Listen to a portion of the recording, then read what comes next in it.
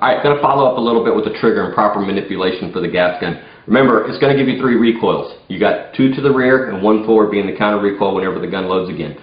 Whenever we see this type of receiver, it's real common all the way back to the M16 rifles and of course the AR10s before them.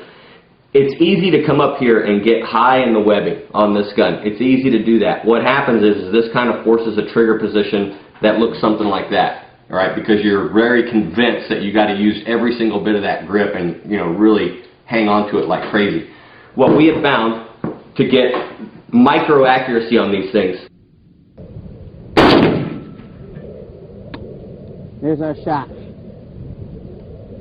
Whenever you're touching this, make sure that you do get that pad of the finger trigger position and make sure that you got 90 degrees off there. Same thing with a bolt gun, but it seems to be doubly important for the gas guns.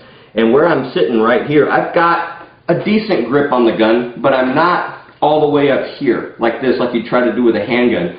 I've kind of got a little bit of space there, same way I shoot my bolt guns, but I want to make sure that I'm not dragging wood here. I want to make sure I got 90 degrees on the trigger there. And whenever I get ready to fire, and I fire this thing, I'll come back and I'll hold it to the rear. I'll let the recoils go through all their cycles, come back, then come forward just enough to reset.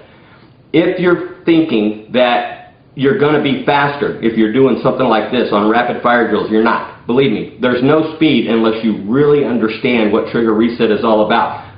Comes back, just enough forward to reset. That is going to really equal a lot of speed and a lot of accuracy. Another thing that we found, by using this trigger finger position, on occasion you're going to screw up the trigger and you're going to slap it.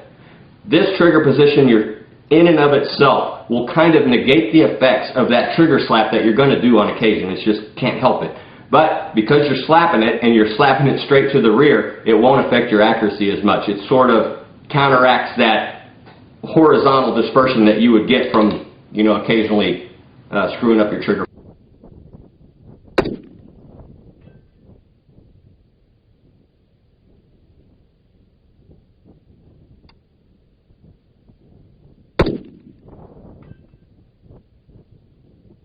Trigger reset.